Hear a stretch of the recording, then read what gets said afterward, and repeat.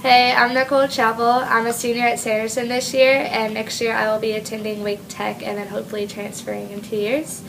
I started Grace Youth Group in 6th grade, and I've been here ever since. I remember in middle school just coming and getting excited to play the games, hoping that I got chosen to be a volunteer and doing the motions with the songs. And then when we got to high school, I remember just coming in being excited for the mission trips and just going really strong with my class and everyone else around here.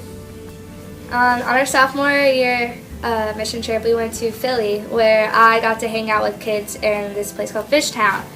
And during that experience, hanging out with these kids who had nothing compared to what we have here and living with parents that are never home, or people making drug deals on the street, it kind of just opened my eyes to how kids are our future, so they're the ones that need help the most, and just being able to help out underprivileged kids with getting them off the street and just have someone to guide them like I had someone to guide me is what I decided I wanted to do.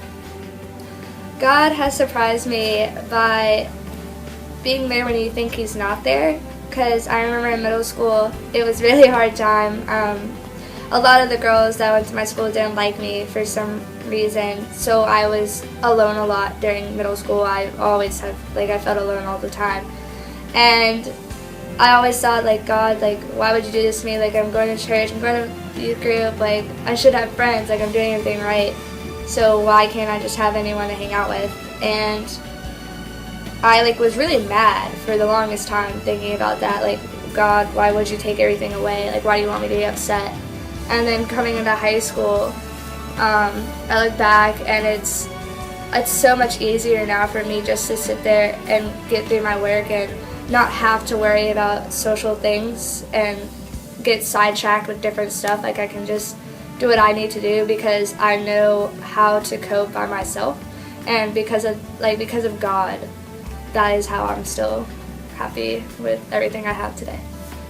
Throughout growing up, my faith, I kind of centered it around this one verse, John 15:18, which says, "If the whole world hates you, just remember that it hated me first." And for me, that helped a lot because going through school and all, it's not as easy. Friends are kind of hard to come by. Everyone is just, doing their own thing. And so when you think you're all by yourself or nobody likes you and you think that God's not there at all, and then you remember that, when you look back, He suffered more than any of us ever could. He died on the cross for us, which is probably the biggest price that anyone would have to pay. And if He could do it, so could I. And so that is how I live my life.